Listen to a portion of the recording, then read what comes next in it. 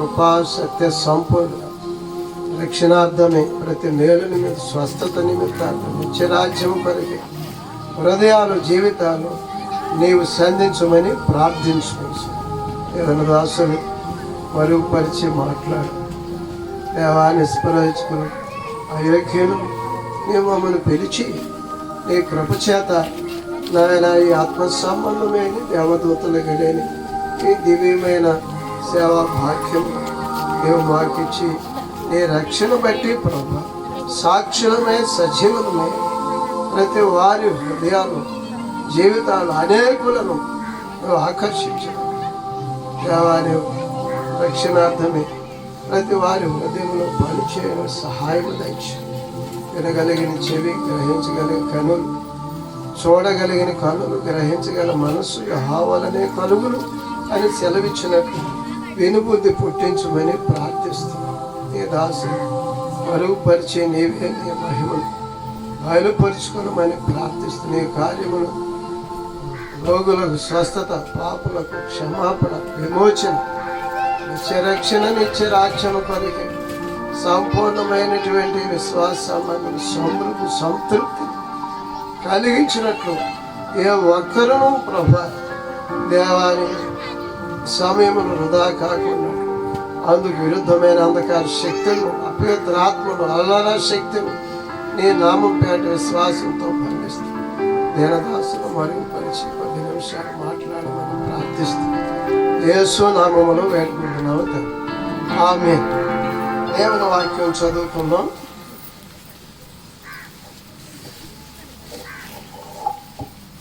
మనము పరిశుద్ధ గ్రంథములో నుండి దేవుని వాక్యం చదువుకున్నాం. దేవుని నామమున ఈ రక్షణ స్వార్థ కోడికలు సభలు ఏర్పాటు చేయటం, దేవుని సంఘమునందు దాసులు ఉన్నందువల్ల ఈ గ్రామములకు ఇప్పుడు వచ్చిన ప్రతి ఒక్కరికి ఈ యొక్క సమయాలు దేవుడు మనకు బలముగా అనుగ్రహించబడిన కనుక దేవుడు ఈ సమయంలో తన ఆత్మ ద్వారా, తన వాక్యం ద్వారా, పరిశుద్ధ గ్రంథంలో నుండి పరిశుద్ధ నామమున పలికి రక్షణ మనుషులు కలిగించారు. రక్షణ సువార్త అంటే అది ప్రభు ద్వారానే, ప్రభు నామమనే ప్రారంభించబడి ఉన్నది అనే మాట చెప్పుచుంది. కనుక మనము ప్రభు నామమున ఆయన పలుకుచుండగా, దాసులు మాట్లాడుచుండగా మనము దేవుని వాక్యమని హెచ్చించి ఘనపరిచి మనము దేవుని వాక్యమును మేలు పొందదు. యెషయా గ్రంథములోని ఒక మాట చదువు. యెషయా గ్రంథము 55వ అధ్యాయము చదువు. 6వ వచనం చదవని దయచేసి. యెహోవా మీకు దొరకు కాలమందు ఆయనను వెదకుడి, ఆయన సమీపములో ఉండగానే ఆయనను వేడుకొనుడి. 7వ వచనం కూడా. భక్తిహీనులు తమ మార్గములను విడవవలెను, దుష్టులు తమ తలంపులను మానుకొనవలెను.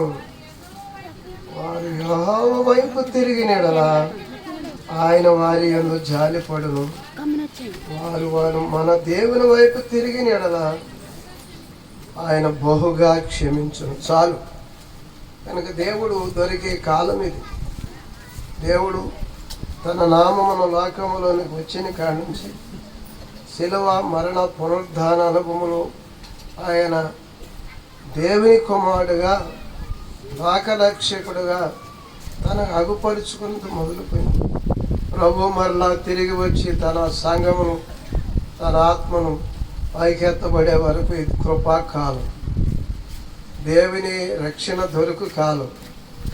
దేవుని ఆత్మ, దేవుని సంఘము అంగీకరించిన సంఘమును, సాక్షులను, దేవుని కార్యాలను జరిగే కాలం ఇది. కనుక అనుకూల సమయము దేవుడు దొరికే కాలం. అందుకే అనుకూల సమయమందు నేను మొర ఆలకించి తిని, రక్షణ దినమందు నిన్ను ఆదుకొంటిని ఆయన మాట చెబుతాడు.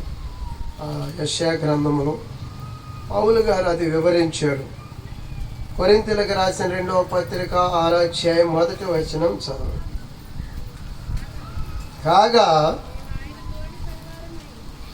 2వ కొరింథీ పత్రిక 6వ అధ్యాయం 1వ వచనం చదవండి. 2వ వచనం.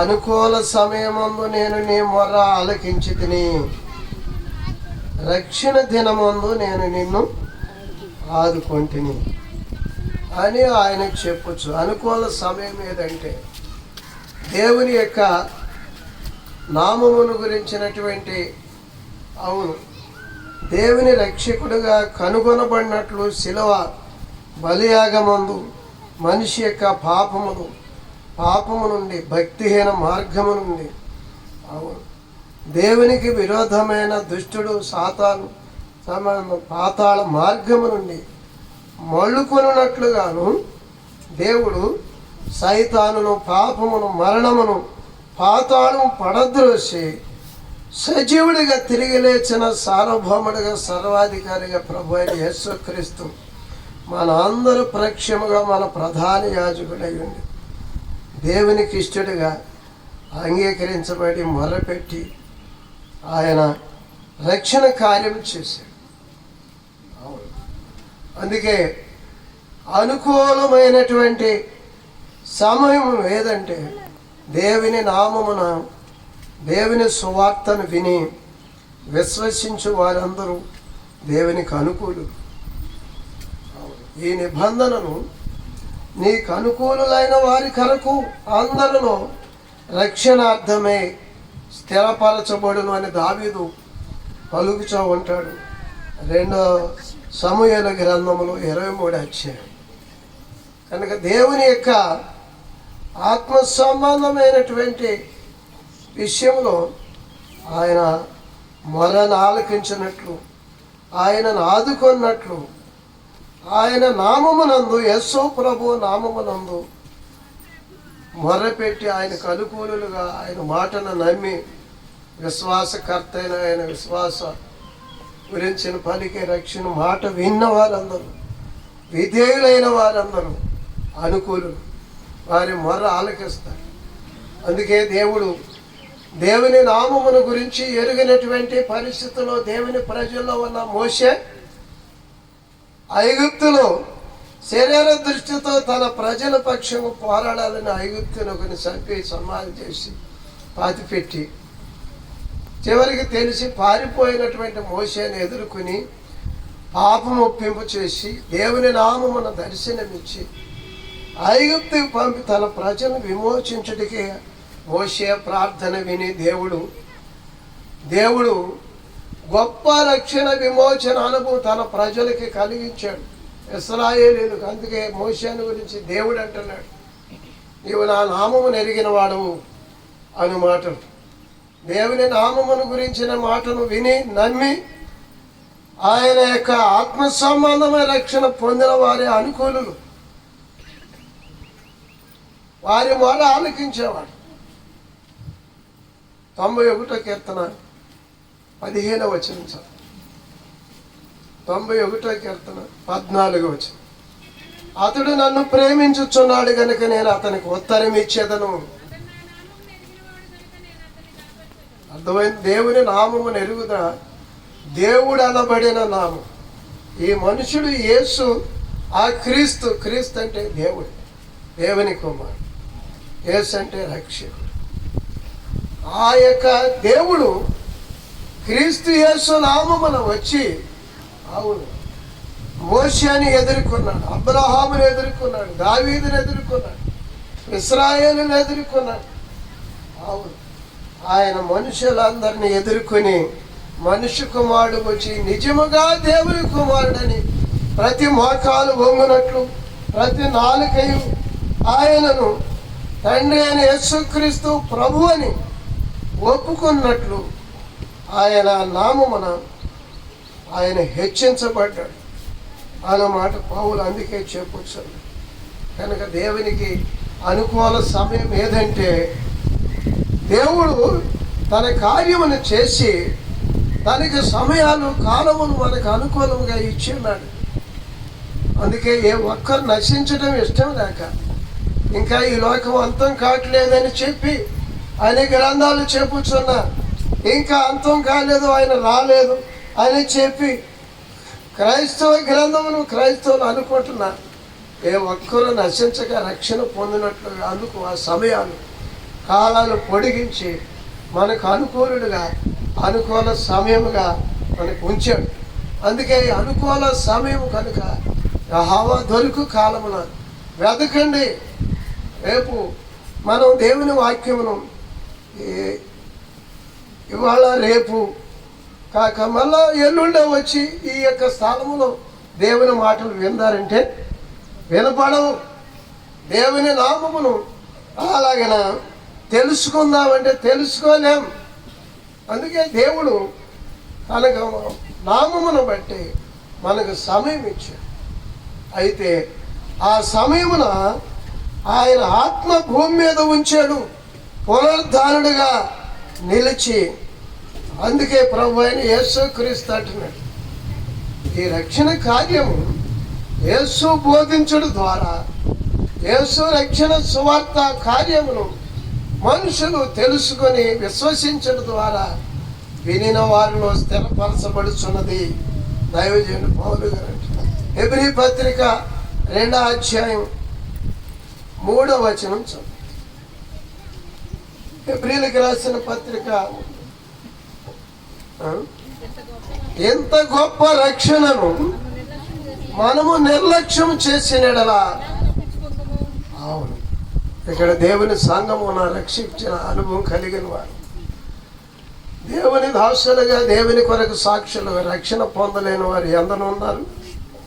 మత సంబంధులుగా, ఆచార సంబంధులుగా, అక్షర సంబంధులుగా, అంటే యేసుని గురించి తెలుసు, ఆయన సువార్త తెలుసు, ఆయన దేవుడని తెలుసు, ఆయన పాపము లేని వాడి గుండా చనిపోయి తిరిగి లేచాడని తెలుసు అని అక్షరం తెలుసుకున్న అనుభవమే. కానీ విశ్వాసము ద్వారా వారి ఆత్మ అవును రక్షకుడైన క్రీస్తు యేసును అంగీకరించి సొంత రక్ష దేవుడిగా అవును అందుకున్న అనుభవం లేని వారు అందరూ ఉన్నారు. కనుక అందరూ రక్షణ పొందటానికి దేవుడి సమయము మనకు అనుగ్రహించాను. దేవుని యొక్క వాక్యం దొరికే కాలం, దేవుని యొక్క ఏర్పాటు సంకల్పం నెరవేర్చుట కొరకు రక్షణ పొందవలసిన సమయం. ఇంత గొప్ప రక్షణ నిర్లక్ష్యం చేస్తే ఎలాగ తప్పించుకుంటారు? దేవుడు ఆశీర్వాదము రక్షణ పొందటానికి అవకాశం ఇచ్చినప్పుడు తృణీకరిస్తే తర్వాత రక్షణ పొందే అవకాశం దొరకదు. హెబ్రీ పత్రికలో అందుకే అంటాడు యేషావును గురించి, ఒక పూట కూటి కొరకు తన జ్యేష్ఠత్వ హక్కును అమ్మివేసుకుని యేషావంటి భ్రష్టుడైనను వ్యభిచారి అయినను ఉండినేమో చూసుకుని తర్వాత ఆయన కన్నీళ్లు విడిచి మొరపెట్టినను రక్షణ పొందడానికి అవకాశం అర్థమవుతుందా?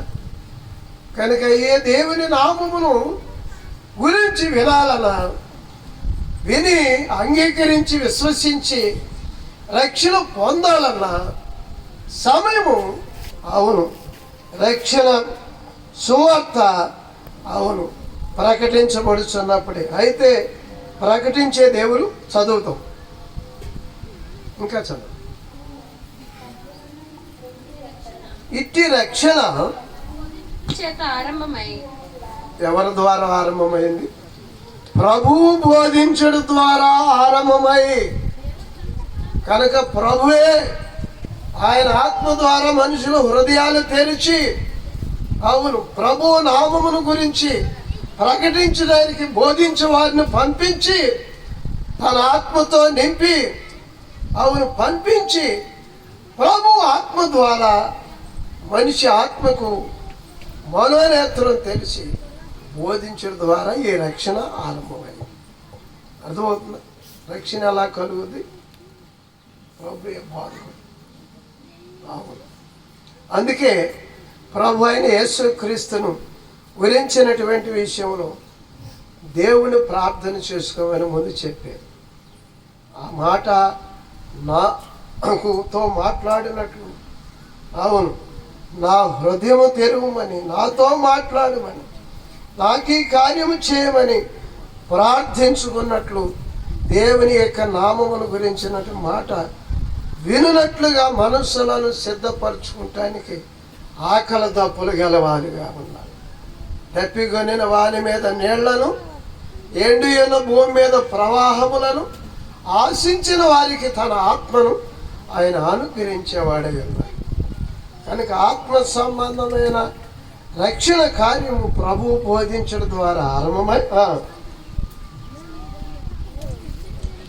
నానా విధములైన సూచక్రియల చేతను, మహత్కార్యముల చేతను, నానా విధములైన అద్భుతముల చేతను, వివిధములైన పరిశుద్ధాత్మ ప్రభు ఆత్మ మన ఆత్మకు వరములు, అవును, రక్షణ గురించి జ్ఞాన వాక్యం, బుద్ధి వాక్యం, వివేచన వాక్యం, వివేచన వరము, విశ్వాస వరము, అవును, ఆత్మ సంబంధమైనటువంటి భాష వరము, ప్రవచన వరం, ఆత్మ సంబంధ క్రీస్తు బోధ ఆయన ఆత్మ వల్ల బోధించబడి విశ్వాసము ద్వారా మనిషి ఆత్మ హృదయం తెరిచి వెలిగించబడి ప్రతి కార్యమును, ఆత్మ కార్యములు, క్రియలను, సూచనలు, సూచిక్రియలు, మహత్కార్యం, రక్షణ స్థిరపరచబడుతుంది, వినిన వారిలో స్థిరపరచబడుచున్నది అన్నమాట. అందుకే ఈ బోధ ఇది నేర్చుకుని ట్రైనింగ్ అయ్యి అలాగా మనుషుల్ని సిద్ధపరిచి, సేవకుల్ని సిద్ధపరిచి, బోధకుల్ని, పూజారిని, ఉపన్యాసకుల్ని సిద్ధపరిచిన వారి ద్వారా వచ్చేది కాదు అంటాడు దేవుని వాక్యములు. ఆత్మ సంబంధమైన దాసం రోమాపత్రిక 10వ అధ్యాయం. కనుక ఈ మాటను వినాలా, నోటితో ఒప్పుకోవాలా, హృదయములో విశ్వసించాలా, అప్పుడు రక్షణ కలుగుతున్నది అని చెప్పుచు ఆయన ఈ మాట అంటున్నాడు. రోమాపత్రిక 10వ అధ్యాయం 8వ వచనం. అదేమని చెప్పుచున్నది? ఈ వాక్యం నీ యొద్ద ఉంది, బైబిల్ దా, నీ నోటను కూడా ఉన్నది, నీవు నోటితో ఒప్పుకున్నట్లు హృదయములో ఉన్నది తెలుసా? హృదయములో దేవుడు ముందుగానే తన ఆత్మ ద్వారా, అవును, ఆత్మ సంబంధమైన క్రీస్తు యేసులో జీవాత్మ ద్వారా మనల్ని పుట్టించినప్పుడే ఆత్మకి ఆ కొదువ ఉంచాడు. అందుకని ప్రతి వారు కూడా దెబ్బతగిన ఆయన తండ్రి అని దేవుని వలన పుట్టిన ఆత్మ. అయితే పాపం అయినందువలన నిత్యాత్మగా పరిశుద్ధాత్మ క్రీస్తు వచ్చి మన ఆత్మ వెలిగిస్తాడు. కనుక మనం నోటితో ఒప్పుకోవాలా, హృదయంలో విశ్వసించాలా, యొద్ద ఉన్నటువంటి మాటను కూడా మనం అంగీకరించి అనుసరించడానికి నియమముగా మనము తీసుకోవాలి. ఇది రక్షణ ఎలాగ జరుగుతుందని చెప్పచ్చు. 13వ వచనం చదువు. ఎందుకనగా ప్రభువు నామమును బట్టి ప్రార్థన చేయు ప్రతి వాడును, మరి అందరూ రక్షించబడతలేదే. చాలామంది మత సంబంధులు మతం తీసుకున్న ప్రభువు నామముని, యేసునామమును ప్రార్థన చేస్తున్నారు, కానీ వారి పాపంలోనే, లోకంలోనే జీవిస్తున్నారు. లోకంలో అందరూ అన్యులు అనుసరించిన దేవుని ఎరగనటువంటి దయ్యాల పూజలు, దేవతలను అన్నిటిని అనుసరిస్తున్నారు. దేవుడు దేవతలకు తేడా లేదు, అన్నిటికీ అందరికీ ఒకటే రీతిగా అలాగన సాగిల పడుచున్నారు. ఎందుకని అంటే ఇంకా చదువు, ప్రభు నామమును బట్టి ప్రార్థన చేయు ప్రతివాడు రక్షణ పొందును, కానీ విశ్వసించకపోతే అర్థమవుతుందా? ప్రభు నామం తెలుసు మనకి, యేసు ప్రభు నామం అని. హృదయంలోనికి ఆయన నమ్ముకుంటే నా పాపం మీద, నా ఆశ వ్యసనాల మీద, అవును, మానవుడు, పాపకాడు, సైతాన్ని మీద నాకు జయమిస్తాడనే విశ్వాసం ఉండాలిగా. విశ్వాసం లేకుండా ఏమని ప్రార్థన చేస్తారు? విశ్వాసం లేని ప్రార్థనకి జవాబు పెట్టాల్సి. ఇంకా చదువు. విశ్వసించడానికి బోధించకపోతే, వినకపోతే విశ్వాసం ఎట్లా వస్తుంది? వినాలి. యేసుని గురించి వింటే విశ్వాసం వస్తుంది. 17వ వచనం అంటారు, క్రీస్తుని గురించిన మాటలు వినుడి ద్వారా విశ్వాసం కలుగును. మరి ఎవని గురించిన మాటలు విశ్వాసాన్ని కలుగు.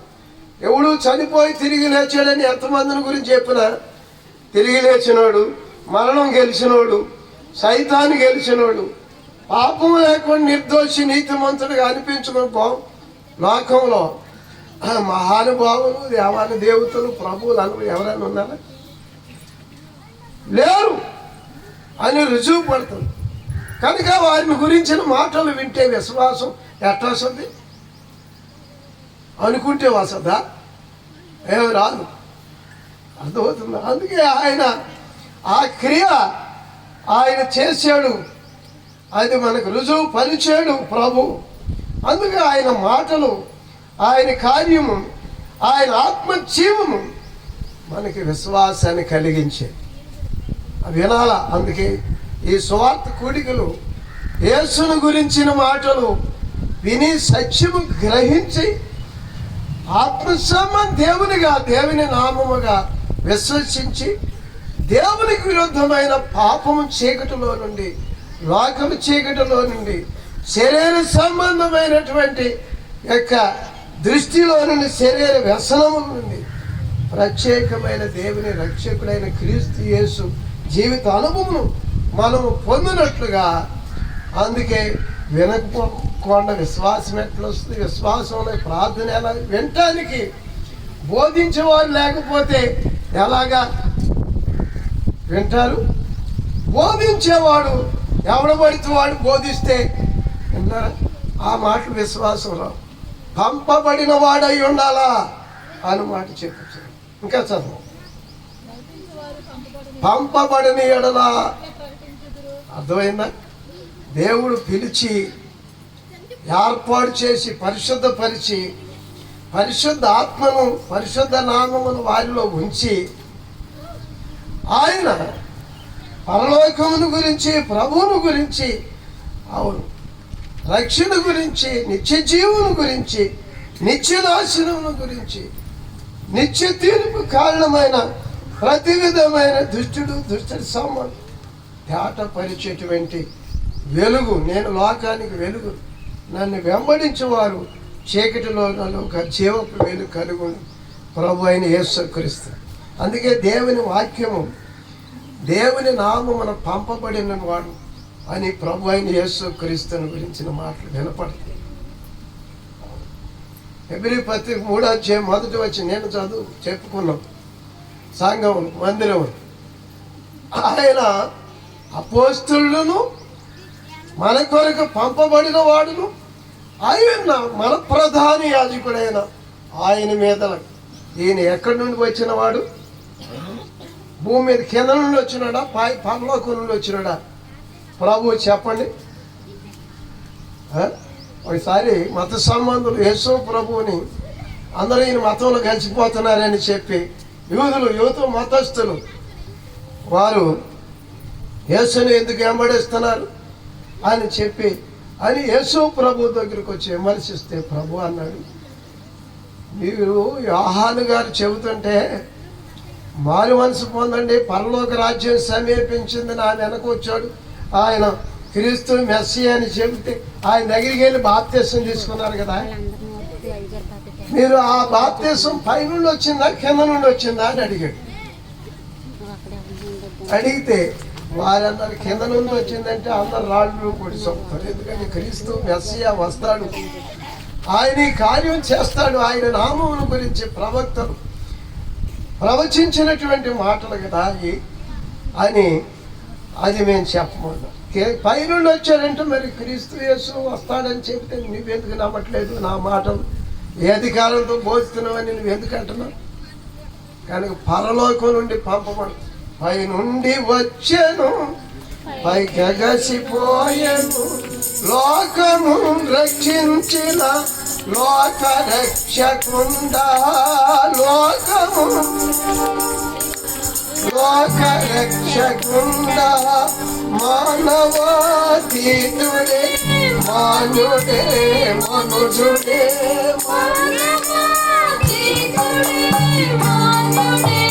మనుజుడే నయసుతో సమానుడే,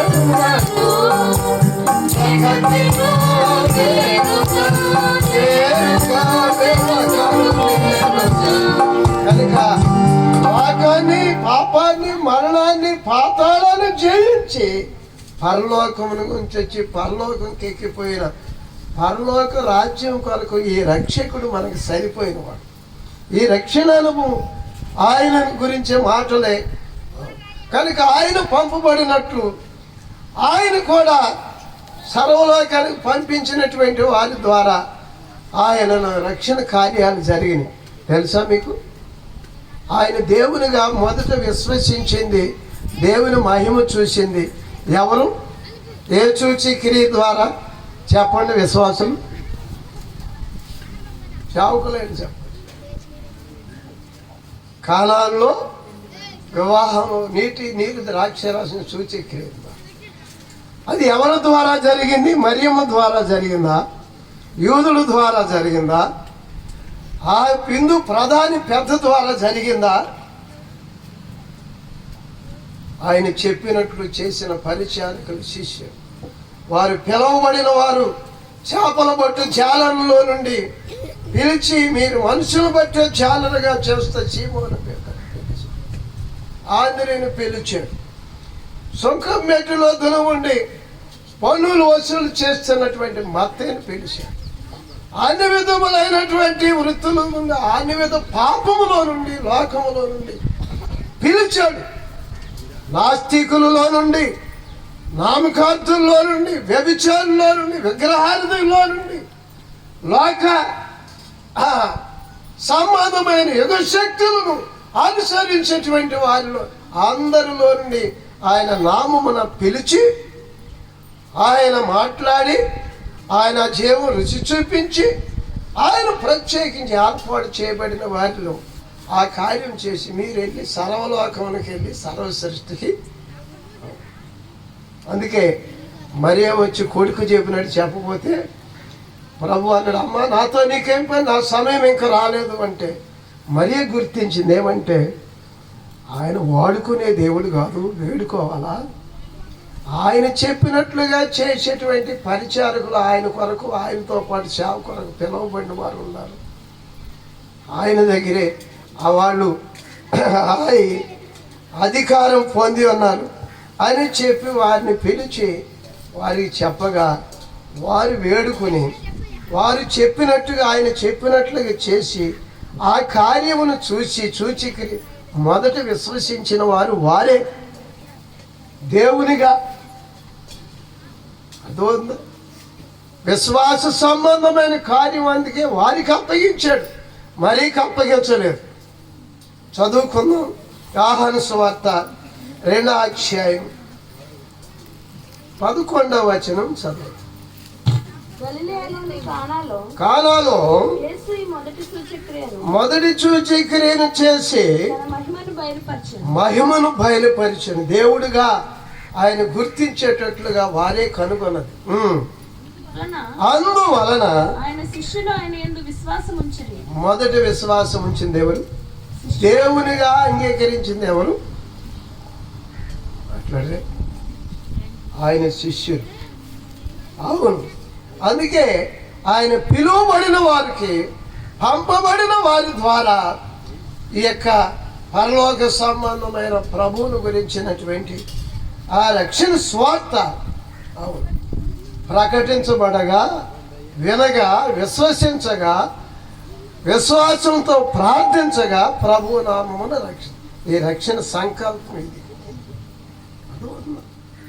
అందుకే దేవుని యొక్క ఆత్మ సంబంధమైన విషయంలో, ఆత్మ సంబంధమైన ఉపదేశమును కొరకే దేవుని అన్యులు కొన్ని ప్రార్థించుచుండగా దేవుని దూత దర్శనమిచ్చి, నా బోధకుడు అక్కడ ఉన్నాడు, అపోస్తలుడు అయినటువంటి ఆయన ఎప్పేలో చర్మకారుని ఆయన పిలిపించుకున్నాడు. ఆయన వచ్చి దేవుడు దర్శనం కొరకు దేవుడు చెప్పిన మాటన్నిటిని వినటానికి నీ ఎదుటి కాదు, దేవుని ఎదుటి కూడుకున్నావు. దేవుడే నిన్ను నా కొరకు పంపాడని నేను గుర్తించాడని కొన్నేలి ఇంటి వారు ఒప్పుకొనగా ఆ ఇంటి వారి అందరి మీద పరిశుద్ధాత్ముడు దిగి రక్షణ పొందారు. అందుకే అపోస్తలుడు అంటున్నాడు, దేవుడు పక్షపాతి కాడు, నిజముగా ఆయనకు భయపడి నీతిగా అనుసరించుకోని వారందరూ రక్షించటకు అందరికీ ప్రభు, అందరికీ రక్షకుడు. ఇప్పుడు చెప్పండి, కొన్నేళ్ళకి పంపబడి యేసు రక్షణ సువార్తను ప్రకటించినది ఎవరు? మాట్లాడే పంపబడినటువంటి అపోస్తలుడు పేతురు. వారు దేవుని దర్శనమును, దేవుని నామ దర్శనమును, దేవుని ఉపదేశం కొరకే సిద్ధపడి ఆ కొన్నేలి ఆ ఇంటి వారు ఇలాగా దేవుని బోధ ఏంటానికి దేవుని ఎదుట ఉన్నాం మేము అని దేవుని యొక్క కూటముగా నిలిచినట్లుగా మనం వినగలం. చదువుదాము. అపోస్తల కార్యముల గ్రంథము 10వ అధ్యాయము. అపోస్తల కార్యముల గ్రంథము 10వ అధ్యాయము 32వ వచనం చదవండి. పేతురు అను మారు పేరు గల సీమోను పిలిపించుము. అతడు సముద్రపు దరినున్న చర్మకారుడైన సీమోను ఇంట దిగి ఉన్నాడని నాతో చెప్పాను. వెంటనే నిన్ను పిలిపించితిని. నీవు వచ్చినది మంచిది. ప్రభువు నీకు ఆజ్ఞాపించినవన్నీ. ఎవరు ఆజ్ఞాపించింది? మతం కాదు ఆజ్ఞాపించింది, లేకపోతే థియాలజీ కాలేజీలో కాదు నేర్చుకున్నది. అవును, దేవుడు ఆజ్ఞాపించినట్లుగా, దేవుడు పంపబడినట్లుగా, దేవుడు సెలవిచ్చిన మాట మా విషయమై, రక్షణ విషయమై మేము దేవుని మాటలు వినటానికి దేవుని ఎదుటున్నామయ్యా, నీ ఎదుటి కాదు అన్నట్లుగా ఒప్పుకున్నారు. మీరు ఎలాగున్నారు? దేవుని ఎదుటేనా? దేవుని మాటలు వింటున్నామని ఎరుగుదవా? అందుకొరకు మీ మనసులో సిద్ధపరుచుకున్న అనుభవం కలిగి ఉన్నావా? దేవుడు మాట్లాడతాడు, దేవుడు ఈ మాటలు వివరిస్తాడు. నీ రక్షణార్థమే నీకు దేవుడుగా, నీకని సరిపోయినటువంటి సార్వభౌముడుగా, సర్వ కార్యాలు చేయగలిగిన వాడుగా. అవును, దేవుని యొక్క నామమున దేవుడు తన యొక్క నామమును బయలుపరుచుకోవటానికి సిద్ధముగా ఉన్నాడు. అందుకే ఇర్మియా గ్రంథంలో దేవుడు చెబుతున్నాడు. ఇర్మియా గ్రంథము 10వ అధ్యాయము 6వ వచనం. 6వ అధ్యాయం 10వ వచనం. 6వ అధ్యాయం 10వ వచనం. ఇర్మియా గ్రంథము. విందురని నేను ఎవరితోనూ మాట్లాడేదను, ఎవరికి సాక్ష్యం ఇచ్చేదను. అవును, వినే మనసు కలిగిన వారెవరో, విశ్వసించేవారెవరో విన్నారా? రక్షణ పొందేవారెవరో ఎవరికి తెలుసు? దేవుని ఆత్మకు తెలుసు. అర్థమవుతుందా? అవును, రక్షించే ఒక దాసులు అన్నాను. ఇక్కడ విశ్వాసులైనటువంటి వారు ఎవరు, వారి ముఖములు చూసి నేను కనుగొనగలను. ఆత్మ సంబంధమైనటువంటి విషయం, దృష్టి కలిగినట్లు తాను. అవును, ఆత్మకు తెలుసు. వారి మనస్సులను సిద్ధపరుచుకుని దేవుని ఎదుట ఉన్నామని, దేవుని మాట కొరకే, దేవుని రక్షణ కొరకే, దేవుని రాజ్యం కొరకే, దేవునికి ఇష్టలుగా, దేవుని యందు నీతిమంతులుగా, మనుషుల చేత తృణీకరించబడిన, దేవుని చేత నీతిమంతులుగా ఎంచబట్టు కొరకే దేవుని వైపు తిరిగి మనము నిజముగా ఆ ఆకలి, ఆశ, దప్పిక కలిగి ఉంటే దేవుడు అందుకే అంటున్నాడు, దప్పికొనిన వారులారా, యెషయా గ్రంథం 55 అధ్యాయం 1వ వచనం, రండి రోకులు లేని వారులారా, వచ్చి కొని భోజనం చేయండి.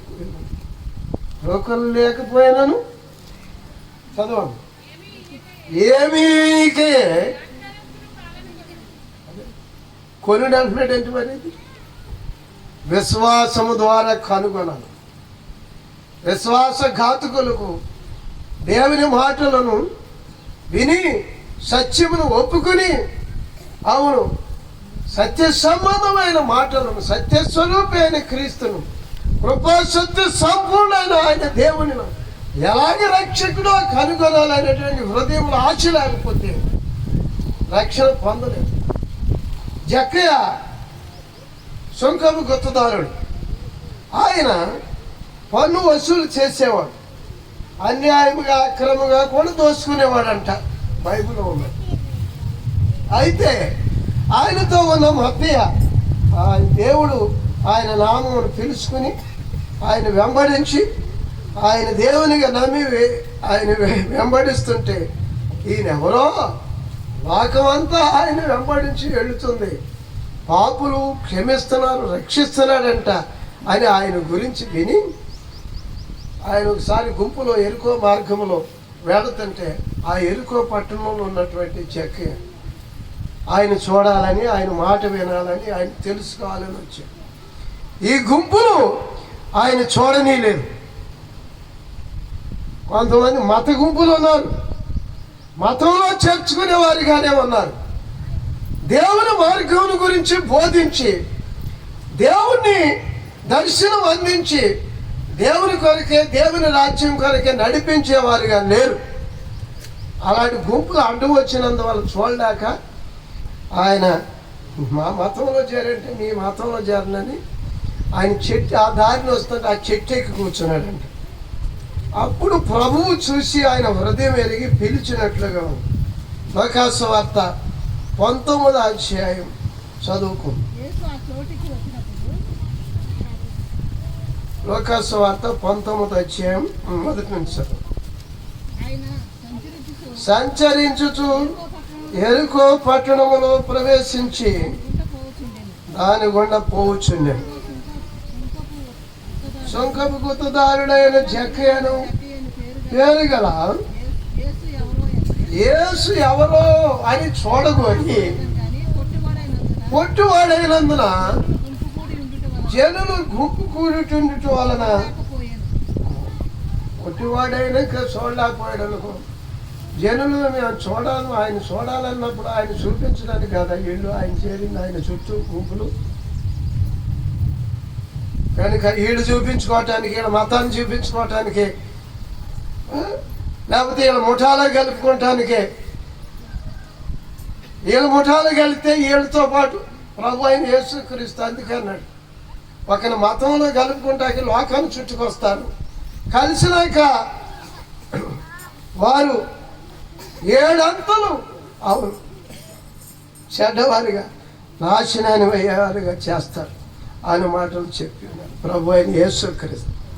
కనుక యేసుక్రీస్తు ప్రభు చూడలేకుండా అడ్డం వస్తే ఇంకా చదవ ఈ త్రావులు వస్తున్నాడు కదా, ఈ చెట్టు ఎక్కి కూర్చుందాం, చెట్టు మీద ఉండి చూద్దాం, ఈయన ఏం మాట్లాడుతున్నాడు, ఏమి చేస్తున్నాడు, ఈయన ఎలాగా దేవుడు ఎందుకని వీరిని వెంబడిస్తున్నారు ఈయనని చెప్పి చెట్టు మీద ఎక్కి కూర్చుంటే తినగా చెట్టు కిందకు వచ్చాడంట ప్రభు. అందరిని ఎరిగిన వాడు, అందరు అంతరంగా ఎరిగినవాడు. ఆ చోటికి వచ్చి కన్నులెత్తి చూచి జక్కయ్య త్వరగా దిగు. అది ఉపదేశం అంటే అర్థమైందా? కనుక నేడు నేను నీ ఇంట బస చేయి ఉండవలసి అన్నది. ఇక జక్కయ్య ఊరికి చూద్దాం, ఆయన ఎలాగ దేవుడో తెలుసుకుందాం అనుకున్నాడు అంతే. ఆయన హృదయంలో యథార్థమైనటువంటి దేవుని కొరకే దేవుని వెతికిన అనుభవం కలిగి ఉన్నాడు. చాలామంది దేవుని కొరకే దేవుని వెతికేటట్లుగా దేవుని అలాగే ప్రార్థించలేదు యేసు ప్రభు. అందుకే అన్నాడు, ఏమి తిందమో, ఏమి త్రాగుదమో, ఏమి ధరించుకుందామో అని చెప్పి మీరు చింతించకండి, మొదట నా నీతిని, నా రాజ్యము వెతకండి, అప్పుడు మిగిలినవన్నీ ఇస్తాను. ఆయన నీతి ఏంటంటే ఆయన నామం రక్షణ పొంది ఆయన కుమారులుగా చేర్చబడితే, ఆయన పరలోక రాజ్యానికి అర్హులుగా చేర్చబడితే ఆయన పరలోకపు దేవుని కుమారుని అధికారం క్రింద, పరలోకం యొక్క అధికారం క్రిందగా అన్నీ ఉంది. లోకం పరలోకం అంతా దేవుడి అధికారం కింద ఉంది. ఇంకేం తక్కువ ఉంది? దేవునికి అంగీకరించట్లేదు వీరు. దేవుని వల్ల ప్రతి మేలుని కావాలని కోరుకుంటున్నారు.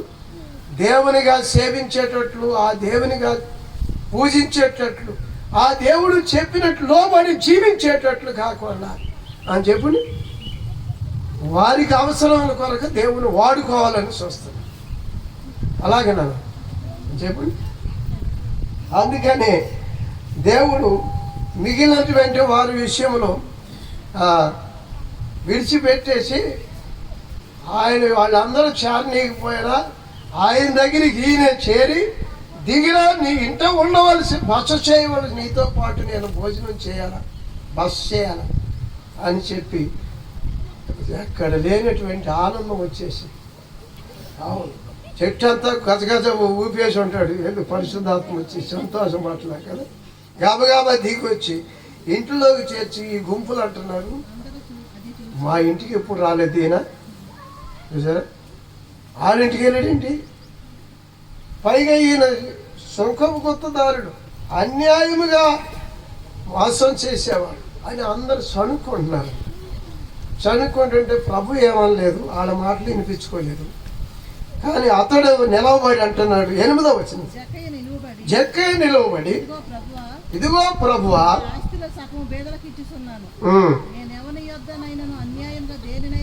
ఎందుకు ఆ మాట అంటున్నాడు? వాళ్ళందరి దృష్టిలో ఏముందంటే సుంకర్ అంటే పాపులు అన్నమాట. పాపులు పాపములో ఉన్నటువంటి అన్యాయంగా 4 రూపాయలు పోగేసుకుంటానికి ఇలాగా దోచుకునేటువంటి ఈయనింటికి ఈయన దగ్గరికి వచ్చాడు, ఈయనతో బస్సు చేయటానికి ఇష్టపడ్డాడు అంటే అనుకుంటున్నాడు. కనుక అన్యాయస్తుడైన ఆయన హృదయం దేవుడు ఎరుగును కనుక, అందుకే ఆయన దగ్గరికి వెళ్ళి పిలవగానే ఆయన హృదయంలో యథార్థతతో ఒప్పుకుని ఆయన విడిచిపెట్టి, అన్యాయం అక్రమను అన్యుడిని విడిచిపెట్టి ఆయన చేర్చుకుంటానికి, ఆయన నీతిని, ఆయన రాజ్యమును, రక్షణ పొందటానికి అందుకు అర్హుడుగా ఆయన ఉంచినట్లుగా ఆయన నామమును అంగీకరించిన వారు అనుభవంలోకి వస్తూ అంటున్నాడు, అన్యాయమును అక్రాన్ని విడిచిపెడతానయ్యా, సగం నేను దేవుని కొరకు ఇస్తాను అని చెప్పి ఒప్పుదలలోకి వచ్చాడు. దేవుని కొరకు అన్యాయం అక్రమం ఉంటే 4 గంటలు మళ్ళీ తిరిగి, కనుక దోచుకున్న వారి నుండి ఆయన విచ్చివేసుకోవటానికి, దేవునికి విరోధమైన విషయంలో దేవుని యొక్క అచ్చి ఉండటానికి ఆయన ఒప్పుదలలోనికి రాగా అప్పుడు అంటున్నాడు, ఇతని ఇంటికి రక్షణ వచ్చి ఉన్నది. చదువుకుంది. అందుకే యేసు అబ్రహాం కుమారుడే. ఎందుకనగా రక్షణ వచ్చి, అబ్రహాము అన్యుడు, అబ్రహాము అట్లాగే, అబ్రహాము నీ దేశాన్ని, నీ ఊరిని, నీ విగ్రహ తండ్రి ఇంటిని, నీ యొక్క లోకమును, లోక స్నేహమును, పాప స్నేహమును అగరు నుండి విడిచి రమ్మంటే ఆయన అబ్రహాము విడిచి ఆయన వెంబడించగా నీ పేరు అబ్రహాం అనబడుద్ది. ఆకాశ నక్షత్రాల విశ్వాస సంతానం ఇస్తాను. నీ పిల్లలు లేవనుకున్న ఇసుకరేణులో నీ సంతానం శరీరంగా ఇస్తాను, వారిని రక్షించి విశ్వాస సంతానముగా చేస్తానని అబ్రహాము అని పేరు పెట్టాడు. అబ్రహామును పిలిచి ప్రత్యేకించినాడు. కనుక దేవుడు తన గొర్రెలను తన స్వరం పెట్టి పేరు పెట్టి పిలిచి రక్షించి తన దొడ్డిలో చేర్చుకునేవాడు. జక్కయ్య అన్యాయస్తుడు, అక్రమస్తుడైన తన హృదయంలో దేవుని గురించి తెలుసుకునగానే తెలుసుకున్నట్లు వినదిన్నట్టుగా గ్రహించినట్లుగా ఒప్పుకొని ఆయనతో బస చేయటానికి ఇష్టపడిన ఆయన బసలో నీకు చేర్చుకున్నావు. నీవు చేర్చుకున్నావా? వింటున్నట్లుగానే ఉన్నావు, అయినా కార్యాలు చూస్తున్నట్లుగానే ఉన్నావు, ఎన్నో విషయాల్లో సాక్ష్యం ఇచ్చుచున్నట్లుగా ఆయన దేవుడని ఆయన గురించి పొగుడుకున్నట్లు ఉంటున్నావు. ఆయన అధికారమును ఒప్పుకుని నీవు నీ ఇంటినంతటను ఆయనకు లోబడి రక్షణ పొందిన అనుభవం కలిగి ఉన్నావా? రక్షణ పొందుకొనుచున్నావా? అక్కడ యేసుక్రీస్తు ప్రభు దర్శనం కొరకే బెతస్దా కోనేరు దగ్గర 38 సంవత్సరాల నుంచి కనిపెట్టుకున్నాడంట. ఎందుకు ఆ కోనేరు దగ్గర దేవదూత వచ్చి దిగి నీరు కదిలించగానే దిగిన వారందరూ స్వస్థత పొంది వెళ్ళిపోయి ఈయన కూడా స్వస్థత పొందని గట్టు మీద 39 సంవత్సరాల నుంచి అదే పట్టుతో పలిపేసుకుని పడుకున్నాడు. ప్రభు వచ్చి బాగుపడకూరుస్తున్నావా అని అడిగాడు. బాగుపడటానికి నేను దిగే లోపల ఇంకొకటి దిగి వెళ్ళిపోయి నన్ను దించేవాళ్ళు లేడు అని చెప్పాడు. అర్థం కనుక ఎవరు దించేది? ప్రభు గద్దించి లే నీ పరుపెత్తుకుని నువ్వు నడువు అని గద్దించగానే బాగుపడ్డాడు కానీ రక్షణ పొందలేదు. జబ్బు బాగొట్టుకున్నాడు. అందుకే ప్రభువును పట్టించి యూదులకు అప్పగించి హింసిస్తానికి సిద్ధమయ్యాడు. ప్రభు వచ్చి అన్నాడు, ఇదిగో నువ్వు బాగుపడ్డావు మంచిదే కానీ మరి ఎక్కువ కీడు నీకు జరగకుండా చూసుకో అన్నాడు. యోహాను సువార్త 5వ అధ్యాయం చదువుకుంది. యోహాను సువార్తలో 5వ అధ్యాయంలో 10వ వచనం చదవండి. ఆ దినము విశ్రాంతి దినము కనుక యూదులు ఇది విశ్రాంతి దినము కదా నీవు నీ పరిపెత్తుకొన తగదే అని స్వస్థత నొందిన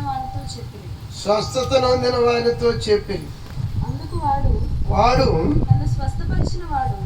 తను స్వస్థపరిచిన వాడు నీ పరిపెత్తుకుని నడుమని నాతో చెప్పానని యేసును అప్పగించాడు. వారు ఎవడని వారిని అడిగిరి. ఆయన ఎవడో స్వస్థత నొందిన వానికి తెలియలేదు. అదేంటి? స్వస్థపరిచింది యేసు కదా. 6వ వచనం చదవండి. యేసు వాడి పడి ఉండడం చూచి వాడు అప్పటికి బహుకాలము నుండి ఆ స్థితిలో ఉన్నాడని ఎరిగి స్వస్థపడగోరుచున్నావా అని అడిగి నన్ను ఎవడు దించట్లేదని సాకులు చెప్పాడు. ప్రభు గద్దించి స్వస్థపరిచినాక స్వస్థపరిచిన ఆయన దేవుడు అన్న సంగతి, ఆ కార్యం దేవుని కార్యం అన్న సంగతి తెలవలేదు. అందుకే ఆయన అప్పగించడానికి సిద్ధమయ్యాడు. చదువుకున్న 14వ వచనం చదువు.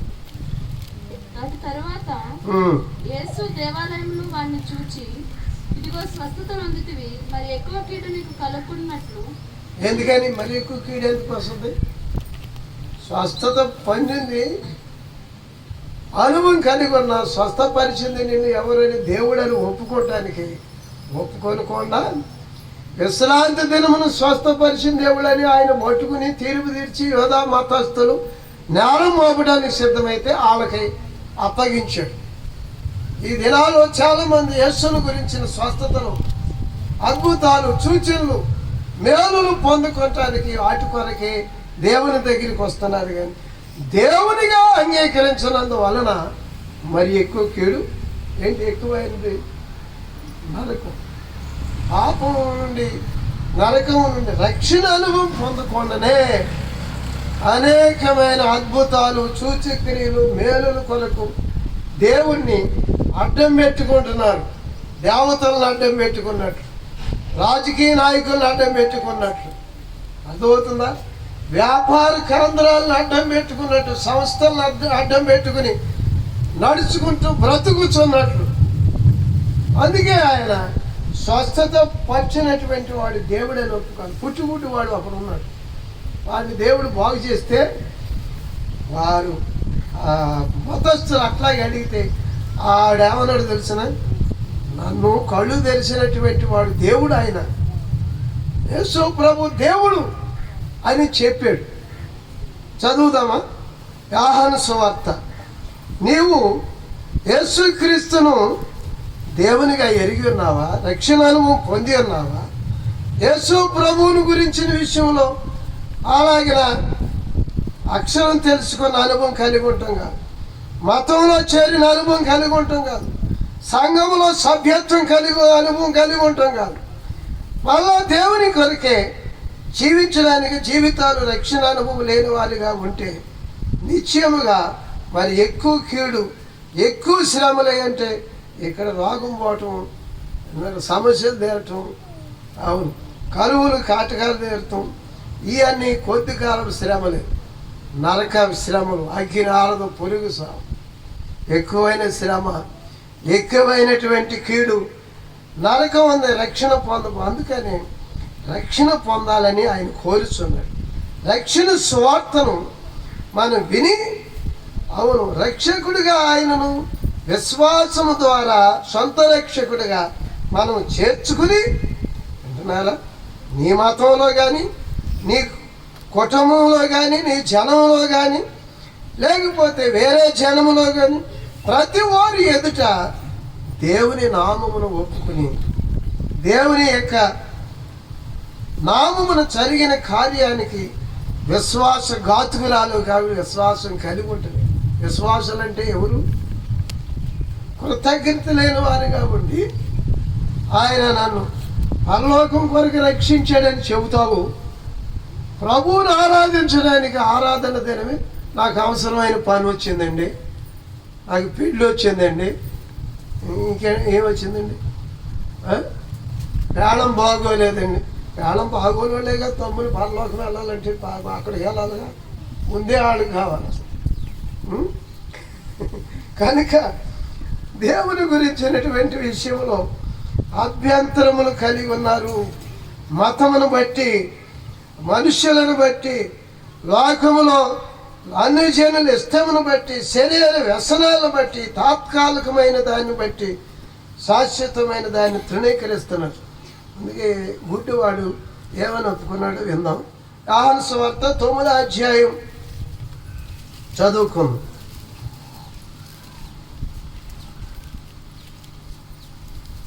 3వ వచనం చదువు, 2వ వచనం చదవండి. ఆయన శిష్యులు, బోధకుడా,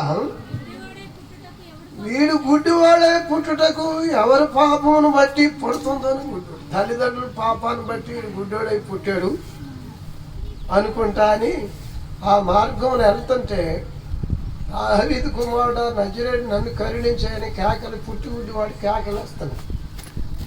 అప్పుడు శిష్యులు బోధకుడికి చెప్పి, ప్రభువు చెప్పి, ప్రభు అతన్ని పిలవగా ప్రభువుని ఇతడు పుడతంతోనే గుడ్డివాడిగా పుట్టాడు, వీడి పాపం అంటారా, వీడి కన్నోళ్ళు పాపం బట్టి వీడికి ఎట్టా ఈ గతి వచ్చిందంటారా అని చెప్పంటే,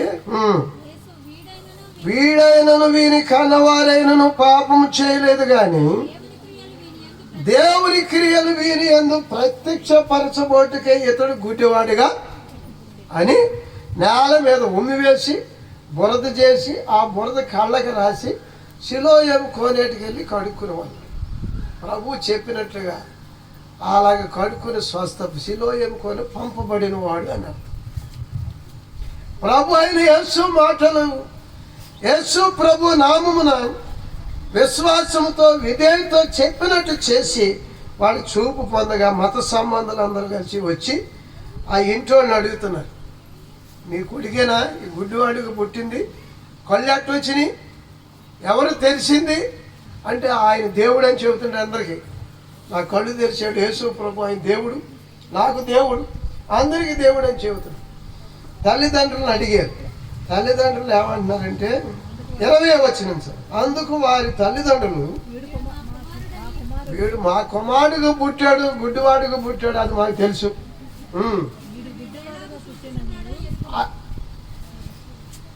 మరి ఎట్లా వచ్చినాయో మేము అంటే పుట్టినప్పుడే పారేసి వదిలేశారు వీళ్ళు. కనుక ఎందుకంటే వాళ్ళు అలాగే మతస్థులకు భయపడి అంట, మతం వాళ్ళు వెళ్ళేస్తారని మతం కోసమే తన కుమారుడును రక్షించిన దేవుని నామాన్ని ఒప్పుకోలేని వాడుగా ఉన్నారు. 22వ వచనం చదువు. తల్లిదండ్రులు యూదులకు భయపడి ఎలాగో చెప్పిరి, క్రీస్తుని ఎవరైనా ఒప్పుకొని ఎడల, చూసారా మతస్థులు ఎంత భయంకరం. అదేంటి యేసు క్రీస్తు మతమే గీళ్ళు రక్షణ పొందితే వెలివేస్తామేంటి అంటే ఈ మత సిద్ధాంతానికి వేరుగా యేసుని వెంబడిస్తున్నాడండి. అర్థమవుతుందా? కనుక దేవుని గురించినటువంటి ఎన్ని సిద్ధాంతాలు ఎన్ని ఆచారాలు కలిగి ఉన్న దేవుని రక్షణ లేనటువంటి వారు రక్షకుడు వేరుగా రక్షణ అనుభవానికి వేరుగా కలుగున్న వారు ఆయన నామమును ఒప్పుకోలేని వారిగా ఉన్నారు. అవును, ఒకప్పుడేమో దేవుడు అంటారు, మళ్ళొకప్పుడేమో యేసు ప్రభుకి చెయ్యి అంటున్నారు, మళ్ళొకప్పుడేమో ఏమన్నారు, ఒకప్పుడేమో దేవుడు మాట విన్నట్లుగా ఉంటున్నారు, మళ్ళొకప్పుడేమో ఎవరి మాట వింటున్నారు, మనుషులు కల్పించిన పద్ధతులు. అయితే ఈ గుడివాడు మాత్రం ఒప్పుకున్న విషయం 24 వచనం.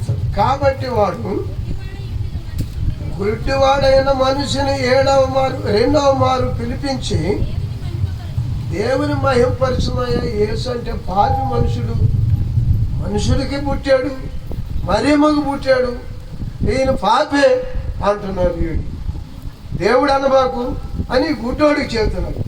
గుడ్డివాడు వాళ్ళకి బాధ చెప్పాడు. 31వ వచనం చదవండి. దేవుడు పాపల మన వినడని ఆలకింపడని మనం వెరుగుదు మతగా. అవును, దేవునికి అనుకూలులుగా, దేవునికి ఇష్టలుగా, దేవుని చిత్తమేదో దేవుని వైపు తిరిగి మారు మనస్సు, రక్షణ అనుభవం, ఆత్మ సంబంధమైన మనోనేత్ర తెరవబడిన అనుభవం లేని వారు దేవుని కొరకు సాక్షులుగా నిలవలేరు, దేవుని నామం ఎరగరు. గుడ్డివాడు అంటున్నాడు, పాపులు మనము దేవుడు ఆలకించడని మీ గ్రంథములో చదివి ఉన్నటువంటి మాట, మీరు చెప్పిన మాటనే మీరు ఎరగరా? ఆచార్యులు చెప్పుకుంటారంతే. కనుక అనుకూల సమయం ముందు దేవుడు మొర్ర ఆలకించేవాడు. ఈ గుడివాడు ఒప్పుకుంటున్నాడు. రక్షణ దినమందు ఆదుకున్నవాడు, ఈయనే నన్ను ఆదుకున్నవాడు, నా కళ్ళు తెరిసిన నాకు దేవుడు అని చెప్పి ఆయన పాపో కాదో ఏమనుకుంటున్నారో, మీకు ఏమై ఉన్నాడో కానీ నాకు మాత్రం 31వ వచనం, 32వ వచనం. పుట్టుగుడ్డివాడు కన్నులు ఎవరైనా తెరిచినట్లు లోకం పుట్టినది మొదలుకొని ఆగపడలేదు. దేవుని దగ్గర నుండి వచ్చిన వాడు కాని ఎడల ఏమీ చేరినట్లుగా ఈయన నాకు దేవుడు అని ఒప్పుకోడు. ఇప్పుడు చెప్పండి, స్వస్థత పొందిన వాడు 39 సంవత్సరాలు ఆ స్వస్థత కొరకు పడి ఉన్న అప్పుడు పొందిన విశ్వాసఘాతకుడే మళ్ళీ ప్రభువును మతస్థులకు అప్పగించాడు. దేవునిగా అంగీకరించలేదు, దేవుని కొరకే జీవించడానికి, సేవించడానికి దేవుని నామాన్ని ఒప్పుకొని వాడుగా ఉన్నాడు.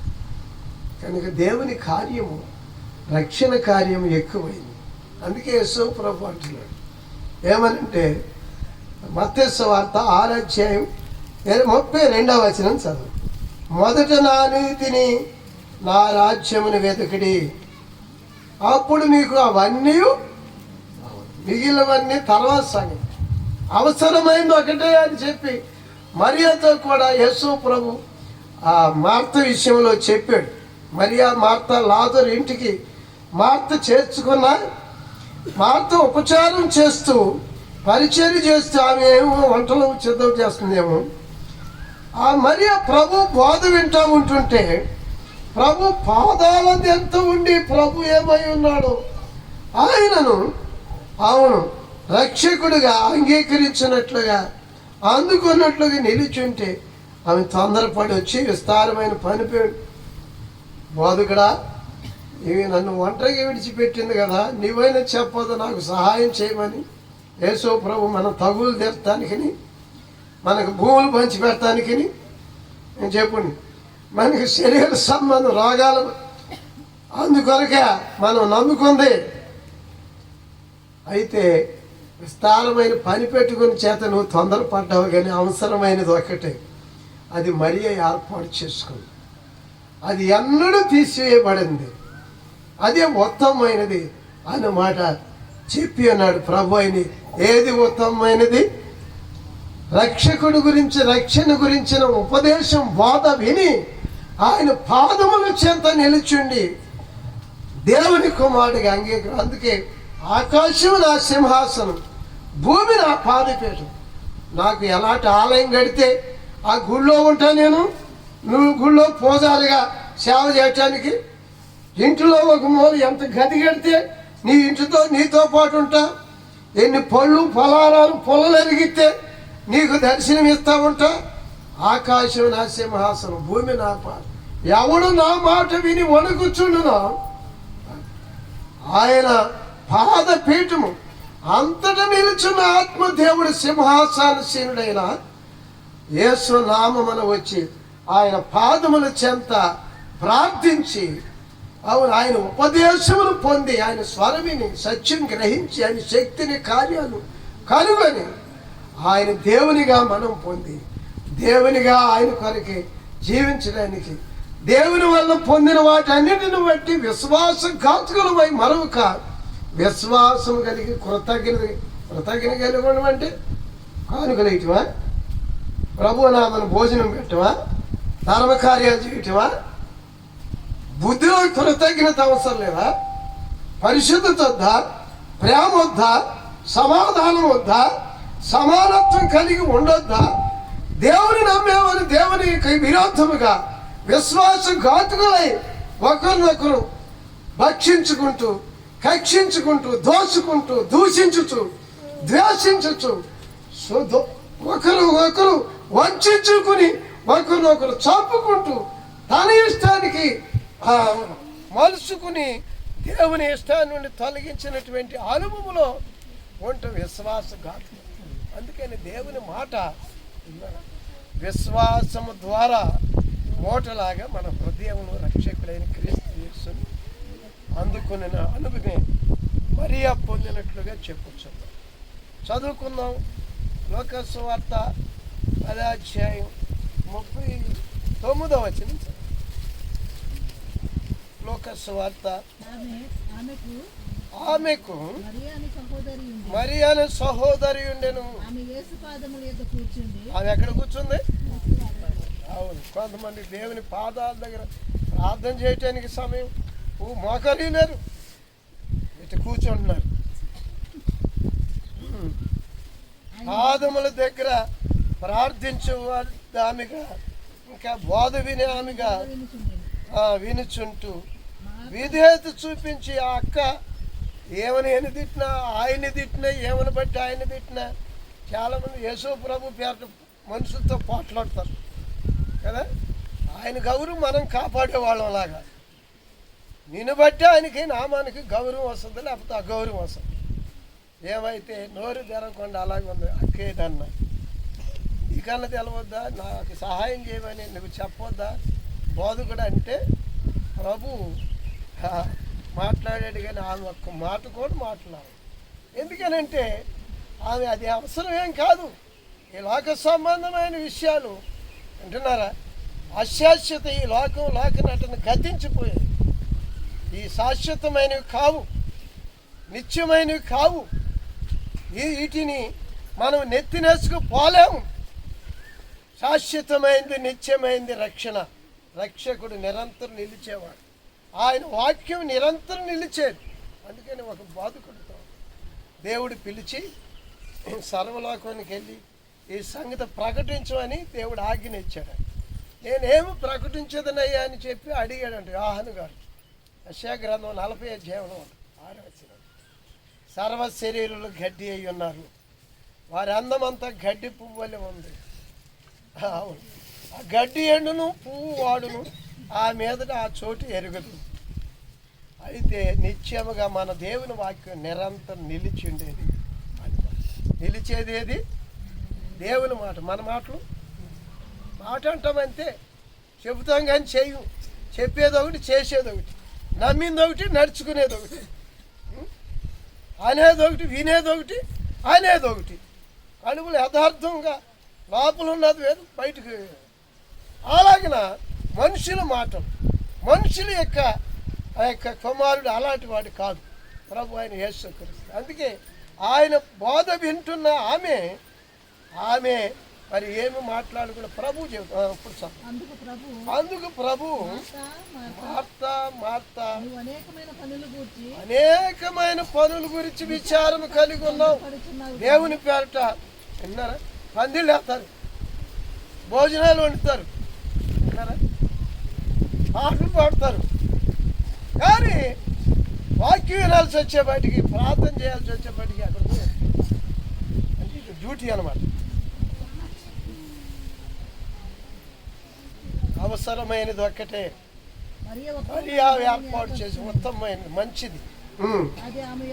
అది ఆమె యొద్ద నుండి తీసివేయబడనది, నిరంతరం నిలిచేది రక్షణ, రక్షకుని ఆత్మ, రక్షకునికి ఇష్టలుగా ఉన్న విశ్వాసం సాక్ష్యం, పరలోక రాజ్యము కొరకే ఈ లోకంలో పరలోక సంబంధమైన జనము, ధనము.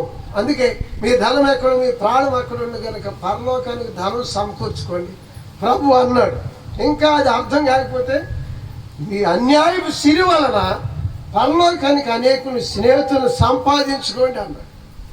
అర్థమవుతుందా? అవును, పరలోక దేవుని కార్యాల కొరకే, రక్షణ కార్యాల కొరకే, ఆత్మ సంబంధమైనటువంటి దేవుని యొక్క నామమును అవును బయలుపరచబట్టు కొరకే. అందుకు దేవుడు పిలవబడ్డాడు, పంపబడ్డాడు. నామమును పిలవబడిన వారుగా, ప్రత్యేకించి పరిశుద్ధపరచబడిన వారుగా, నమ్మకమైన వారుగా విశ్వాసులు, విశ్వాస సంబంధమైన గృహములు నిలిచిన విశ్వాసురాలు మరియను బట్టి మార్త కూడా రక్షించబడ్డాడు, లాజరు కూడా బ్రతికించబడ్డాడు. మరియా, మార్త, లాజరును బట్టి యూదులు తమ మతమును విడిచిపెట్టి, ఈయన దూషించిన వాళ్ళు సైతం లాజరును బట్టి, ఈ కుటుంబాన్ని బట్టి విన్నారా, దేవుని యొక్క నామమునకు వెంబడించారనే మాట కూడా ఉంది. ఆ మాట చదవండి.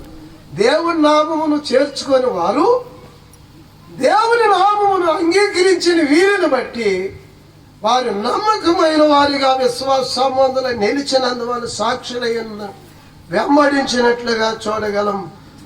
యోహాను సువార్త 12వ అధ్యాయం చదువుకుందాం. 9వ వచనం చదవండి. కాబట్టి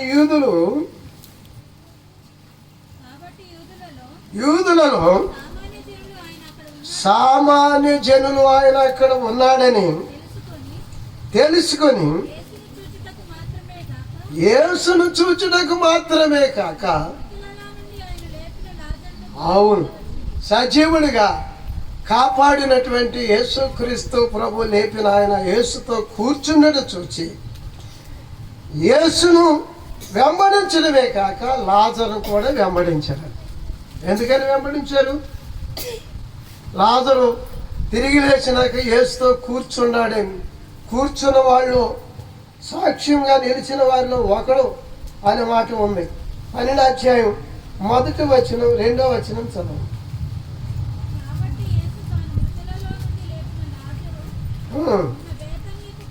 లాజరు ఉన్న బేతనీకు పస్కా పండుగ 6 దినముల ముందుగా వచ్చాను చేశాను. లాజరు ఆయనతో పాటు, ఎవరితో పాటు? చాలా మంది వింటున్నారా, త్రాగుబోతులు, విందులు, చేయదగిన విగ్రహ పూజలు, అన్ని జనులు ఇష్టం నెరవేర్చుటకు దేవునికి విరోధమైన కార్యాల్లో కూర్చుని ఉంటున్నారు. దేవుని కొరకు సాక్షిగా నిలబెట్టబడిన అనుభవం లేదు కనుక విశ్వాస సంబంధమైనటువంటి దేవుని మాట అవును నమ్మి విశ్వాసమును కర్త అయిన క్రీస్తు యేసు ఆత్మ, విశ్వాసమును కర్త అయిన విశ్వాసమును క్రీస్తు ఆత్మను మన హృదయములో యేసు ప్రభువుగా, ఆయన రక్షకునిగా చేర్చుకుని విశ్వాసం ద్వారా మనతో నిలుచుంటాడు, తనతో మన జీవితాన్ని నిలబెడతాడు విశ్వాసుడు. అర్థమైంది? అది అందుకని దేవుడు ఆయన నామముల విషయంలో ఆయన నీతిమంతులుగా తీర్చబడినటువంటి వాడుగా ఉన్న అబ్రహాము కల్దీ దేశము నుండి, ఊరు నుండి, అవును లోకసమ లోతు నుండి, పాపసమ నగర నుండి, అవును శరీర సమ ఇస్మాయేలు నుండి ప్రత్యేకించబడినాక యేసుక్రీస్తు ప్రభువు ఆయన త్రేక సన్నిధి ఆయనతో పాటు సహవాసం కలిగి ఉన్నటువంటి అనుభవంలోనే అబ్రహాం భూలోక వంశములన్నీ ఆశీర్వదించబడటానికి ఆశీర్వాదం అందించడానికి కారకుడిగా నిలిచాడు అబ్రహాం. ఆయన ఇంటి వారందరూ రక్షకుడి కారకుడిగా నిలిచాడు జక్కయ్య. అర్థమవుతుందా? అవును. ఇంకా సమయములు కాలములు దేవుడు స్వాధీనంలో ఉంచుకొని యేసు ప్రభువును చేర్చుకునేటువంటి యూదులు కూడా యేసు ప్రభువును లాజరుతో పాటు చేర్చుకోవటానికి తమ మతాలను విడిచిపెట్టి ఆయన వెంబడించిన అనుభవం కూడా చెబుతున్నాడు. ఆ మాట కూడా చదువు. లూకా సువార్తలో, యోహాను సువార్తలో 18వ వచనం. అందుకు చేత 12 సూచక్రియ చేసిన జనులు విని ఎదుర్కొనబోయిరి.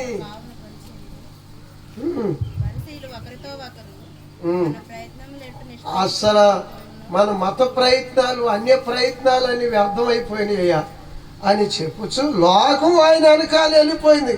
అంటే లోకం అంటే వాళ్ళని వీళ్ళని కాదు, అందరూ కలిసి ఆయన వెంబడించుచున్నాను. యూద మతస్థులు కూడా ఆయన విడిచి 10వ వచనం. అతను బట్టి యూదులలో అనేకులు, అతను బట్టి మరి నిన్ను బట్టి కొందరు దేవుని నమ్ముకున్న దాన్ని బట్టి విన్నారా? ఆ మానేటివే కాదు, ఆ ఇంట్లోని కూడా మానిపించినటువంటి అనుభవం కలిగింది. కారణం ఎందుకని? తిరిగి లేచిన అనుభవం లేదా? విశ్వాస సంబంధ రక్షణ పొందిన అనుభవం లేదా? స్వస్థత పొందిన అనుభవమే కలిగి ఉండి, అవును యేసుని హింసించడానికి బాధించడానికి అప్పగించబడిన 39 సంవత్సరాలు కూడా మాత్రమున్నాము మనం. అర్థమవుతుంది? కనుక దేవుడు సమయాలు కాలాలు దేవుడి స్వాధీనం.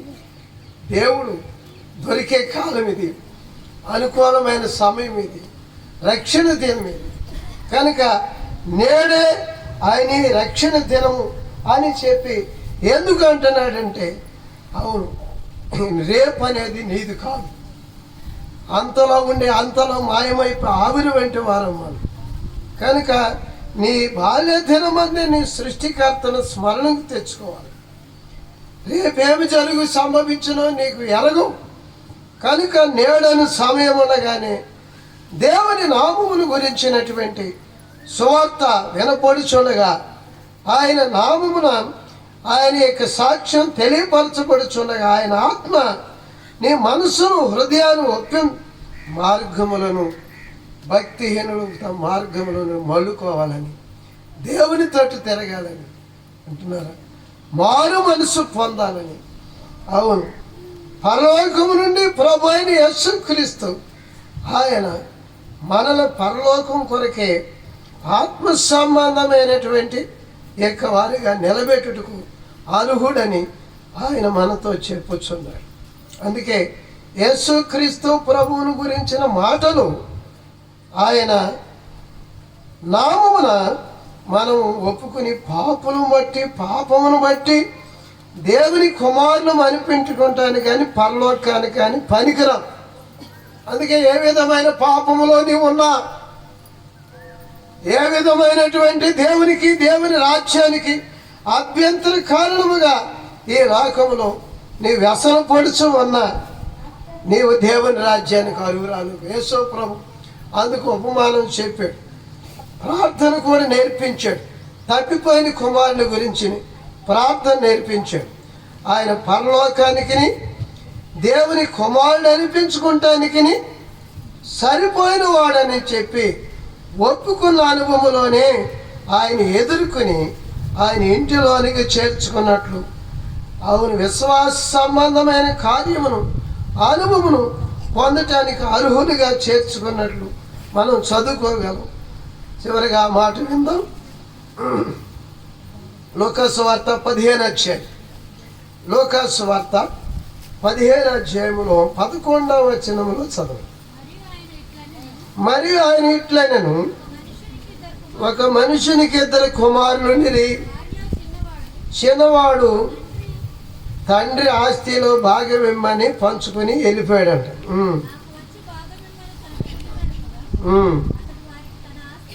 ఆస్తిని పంచిపెట్టేస్తే దాన్ని అమ్ముకుని డబ్బులుగా అలాగే సంచిలో కూర్చుకుని దూరదేశం వెళ్ళి దుర్వ్యాపారం చేసి అంతా పోగొట్టుకున్నాక తండ్రి దగ్గర ఎంత సమృద్ధిగా ఉంది. పని వాళ్ళే చక్కగా సమృద్ధిగా ఉన్నారు. నేను ఆకలితో చచ్చిపోతున్నానని ఆయన ఆస్తి పోగొట్టాడు. కుమారుడు అనిపించక పనికి లేకుండా జీవితం పాడయ్యాడు. చివరికి తాను ప్రాణం కోల్పోయే పరిస్థితులు, ఆకలితో చచ్చిపోయే బాధలు. పందులోడి దగ్గరికి చేరాడంట. కూలికి పందులు కాస్తానికి. పందులు పట్టు కూడా తినాలని ఆశపడితే తినలేదండి. పందులు కూడా చూసింది. అప్పుడు బుద్ధి వచ్చినప్పుడు ఇలాగ ప్రార్థన చేసినట్లుగా ఉంది. మనము దేవుడిచ్చిన జ్ఞానమును, దేవుడిచ్చిన జన్మ జీవితమును, దేవుడిచ్చిన ఆయుష్ ఆరోగ్యమును, ఆస్తిని, సంతతి సంపత్తిని అన్నీ కలిగి ఉండి వింటున్నారా, దేవుని వలన మనమును మన కలిగినవన్నిటినీ కలిగి ఉండి దేవుని కుమారునిగా దేవుని రాజ్యానికి పనికిరాని పరిస్థితుల్లోనికి ఉన్నాం. పాపం అంతగా దూరం చేసింది. అర్థమవుతుంది అని గుర్తించేవా? అదే గుర్తింపుతో ఆయన ఈ మాట చెప్పుచున్నాడు. 26వ వచనం చదువు. ఆ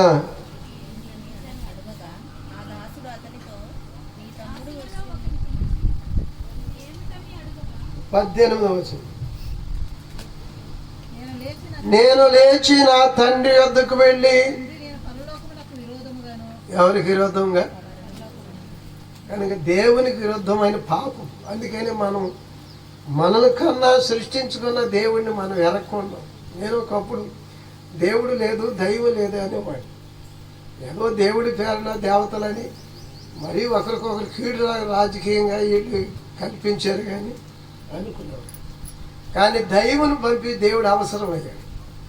నీవు ఉంటే అన్నా కానీ అప్పుడు దేవుడు ఆయన ఎదుర్కొని ఒప్పించాడు.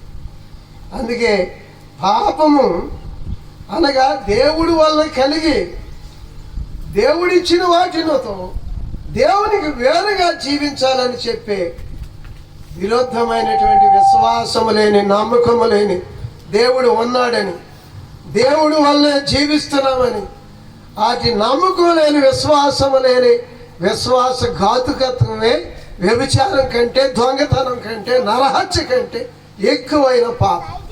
అర్థమవుతుంది.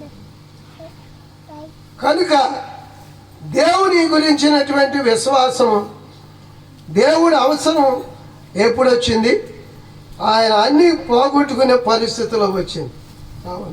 చాలామంది అప్పుడే బతికితే చాలయ్యా, నీ కొరకు బ్రతుకుతాను ఇప్పుడు, లేకపోతే దేవుడి రాజ్యం చావబోయేటప్పుడు అంటారు. అప్పుడు సమయం కుదురుద్దా? కుదరదు. అందుకని నీ బాల్య దినములంది నీవు ఎరిగినప్పుడే ఇదే సమయం అంటున్నాడు. ఇంకా చదువు. అవును, దేవునికి విరుద్ధమైంది పాపం. మొదట దేవునికి వేరుగా ఉండటమే పాపం. ఇంకా దేవుని కుమారుడు అనిపించుకుంటానికి కూడా అని పరలోకమును కానీ, పరలోక రాజ్యము కానీ, కుమారు కానీ పనికిరానమని ఒప్పుదలకు వచ్చినప్పుడు ఆయన పరలోకం నుండి దిగి వచ్చి ఆయన నామమున మన కొరకే మనల్ని కవగలించుకొని కుమారుడిగానే మళ్ళా అధికారంతో చచ్చిపోయి బ్రతికాడు, తప్పిపోయి దొరికాడని తన ఆస్తి అంతటికి, తన పరలోక రాజ్యానికి కూడా సరిపోయినట్లు మన హక్కుదారులుగా చేయుట కొరకే ఆయన దేవుడు ఆయన నామమున మన కొరకే మనస్సు మార్చుడి కొరకే, మార్చుకొని కొరకే ఆయన దేవుని మనస్సును కలిగిన వాడై ఉండి, దేవుని మహిమను కలిగిన వాడై ఉండి మన కొరకే తగ్గించుకుని వచ్చాడు. మన కొరకు చదువుకుందాం. ఫిలిప్పీ పత్రిక 2వ అధ్యాయం 5వ వచనం. మారు మనసు అంటే యేసుక్రీస్తుని గురించిన మనస్సు, ఆయన హృదయం, ఆయన కార్యమును ఎరిగి ఉండుటే. అందుకే చెబుతున్నాను. ఇంకా సార్, క్రీస్తు యేసు కలిగిన ఈ మనస్సును మీరును కలిగి ఉండుడి. అర్థమవుతుందా? పరిశుద్ధాత్మ పొందటం అంటే అద్భుతాలు, భాషలు, చేతులు అవ్వటం, పరుగులేతం కాదా. యేసుక్రీస్తు దీనుడిగా, విధేయుడిగా, అందరి ఎడల అవును ప్రేమ కలిగిన వాడుగా, సమానత్వం కలిగిన వాడుగా, తండ్రి కుమారులగుటి కొరకే మనల్ని ప్రేమించిన దేవుని ప్రేమను, దేవుని విశ్వాసం, దేవుని నామం కలప. అందుకే ఆయన మనసును, నూతన మనసును, ఆయన నూతన హృదయమును, క్రీస్తు యేసు హృదయమును, ఆయన క్రీస్తు యేసు స్వభావమును, ఆయన గుణములను మన విశ్వాసము ద్వారా సంతరించుకోవాలి, అంగీకరించి.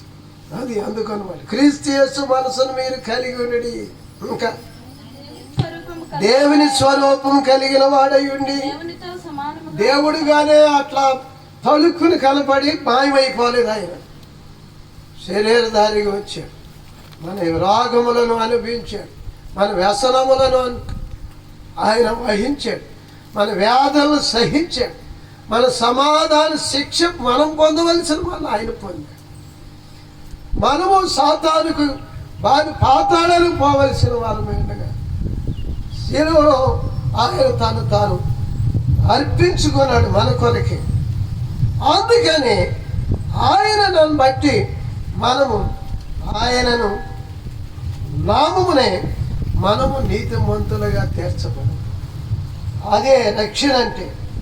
క్రీస్తు మనస్సును, క్రీస్తు ఆత్మను, క్రీస్తు స్వభావాన్ని కలిగి ఉంటాయి. ఇంకా చదువు.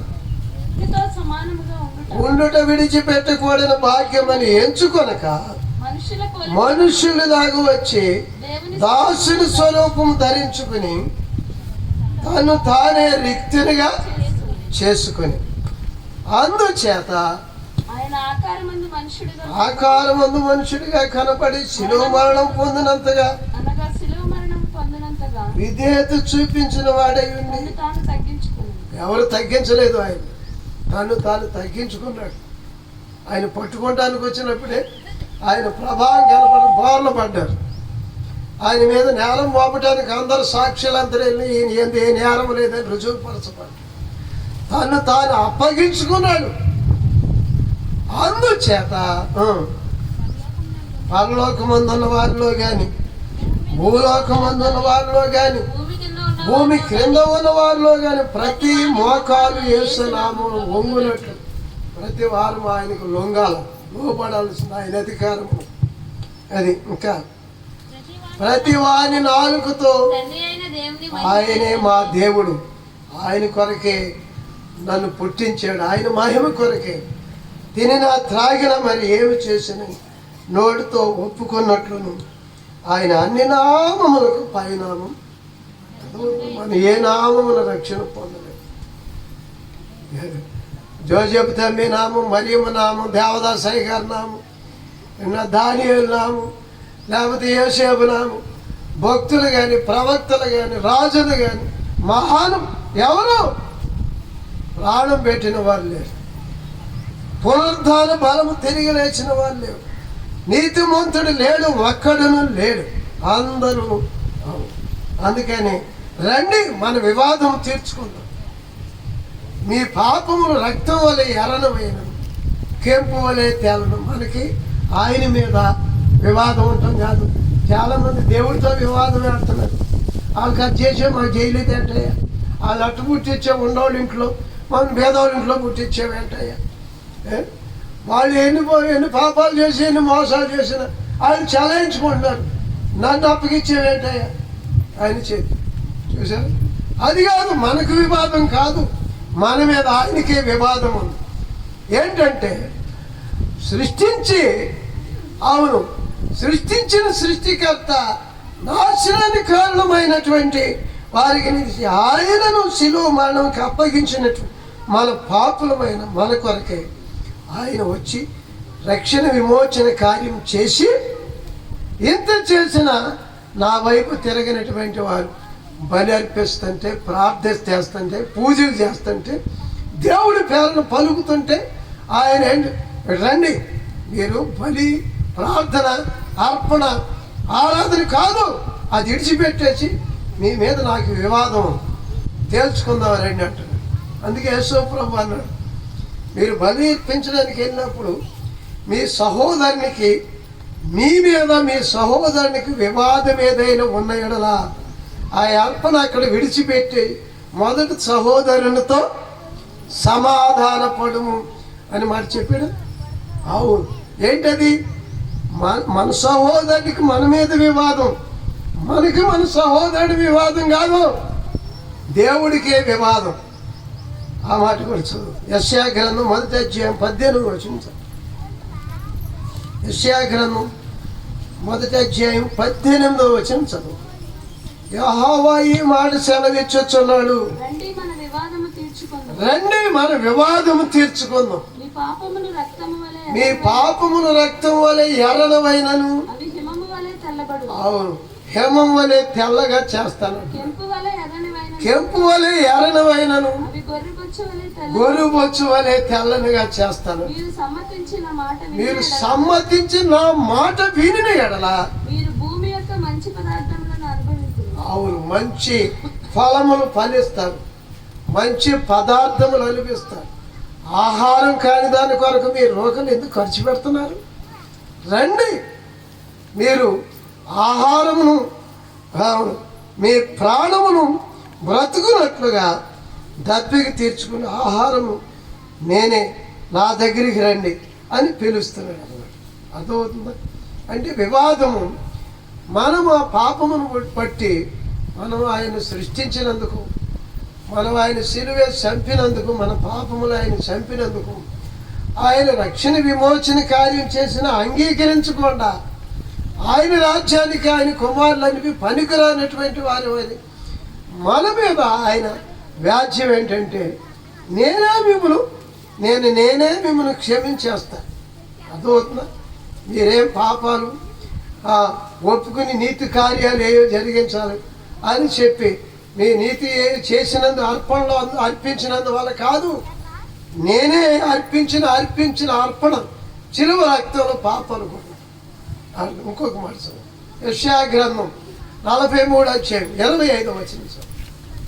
నేనే నా చిత్తానుసారముగా మీ అతిక్రమను తుడిచివేస్తాను, మీకు పాపం నేను జ్ఞాపకం చేసుకొనను, నాకు జ్ఞాపకం మీరే జ్ఞాపకం చేయండి. మనము కూడి వాదింతము. అర్థమవుతుందా? ఎలాగ వాదిస్తాం, యాజ్యం ఎలాగ తీర్చుకోవాలా?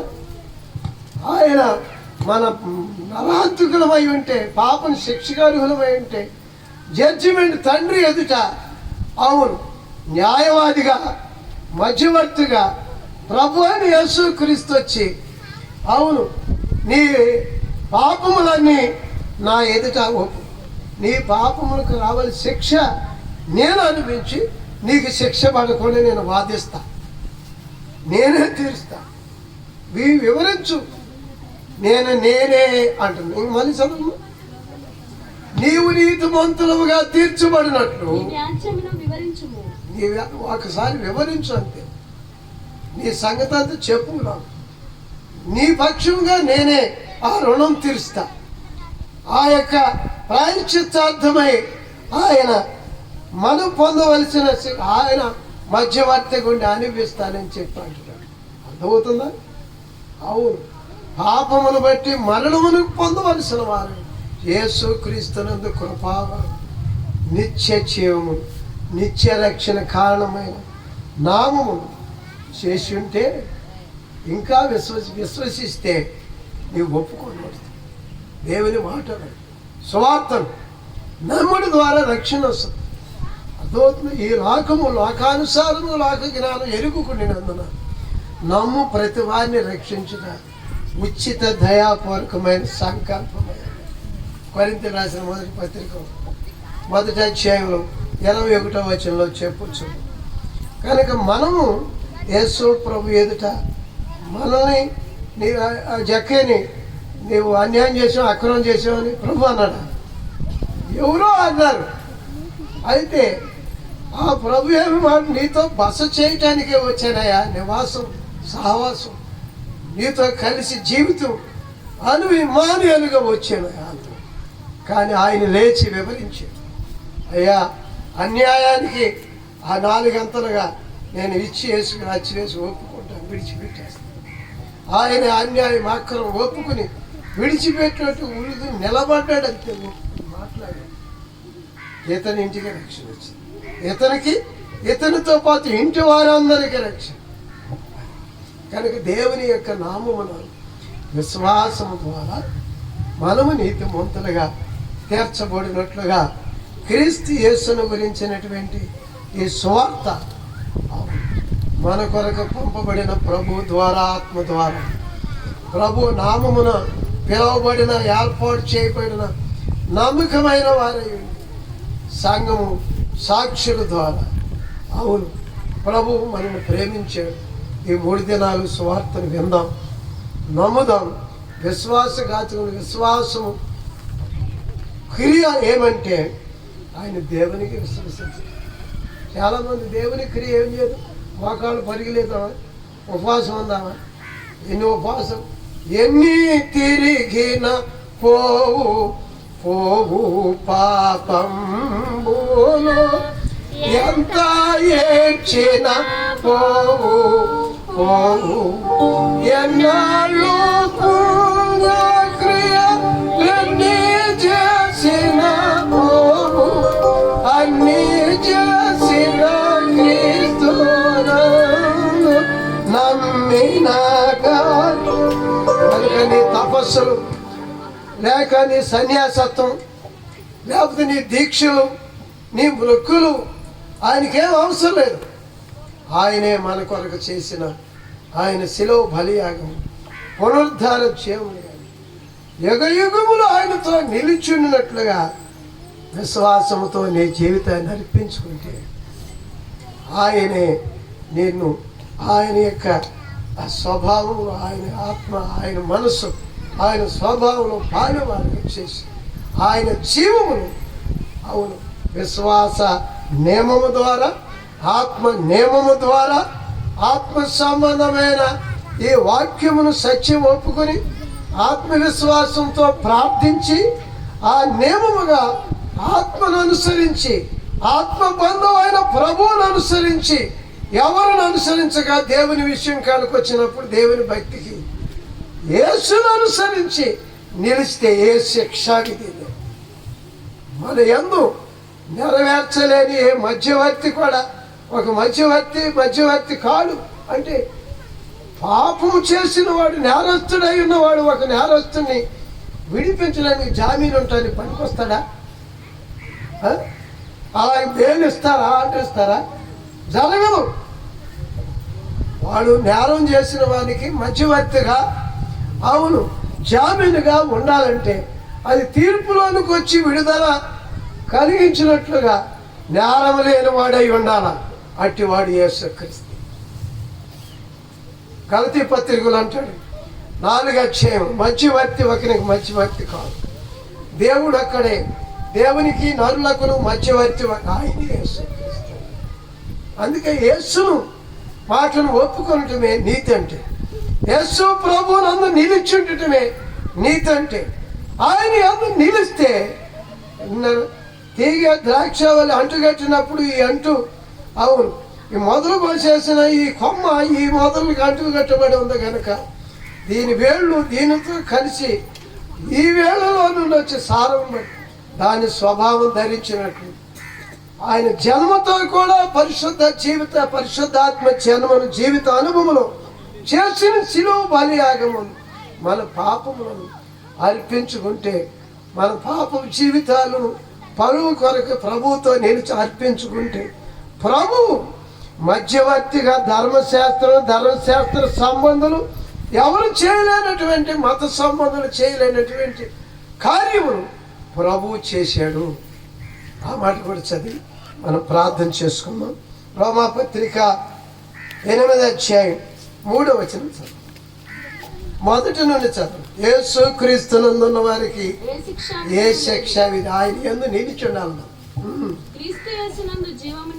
ఆయన జీవమునిచ్చే నియమము పాప మరణం నియమం నుండి మనం విడిపిస్తుంది కనుక ఆయనతో ఎప్పుడు ఉంటే, విన్నారా, ఏ కుక్క నాలుక వీధి, ఏ యొక్క సైతాను పాతాళం పాతాళం ద్వారా ఎందుకంటే ఆయన జీవమునిచ్చే నియమంగా ఆయన మాటిస్తాడు. ఆ మాటను ఆయనే నెరవేర్చే పరిశుద్ధాత్మ జీవమిస్తాడు. ఆయన ఆ కార్యం చేస్తాడు. అర్థమవుతుంది? ఎట్లనగా ధర్మశాస్త్రము దేని చేయజాలకపోయాను, దేవుడే చేశాడు. ఇక మనం శరీరమును అనుసరించక అవును, మనం ఇప్పుడు ఆత్మ బంధువులు, ప్రభు మాటలను, ఆత్మ సంబంధమైనటువంటి విశ్వాసం యొక్క సంబంధులనే అనుసరించాలి. అర్థమైందా? కనుక విశ్వాస సంబంధమైంది వినదాన్ని బట్టి రాదు విశ్వాసం, క్రీస్తుని మాటలను బట్టి వస్తుంది.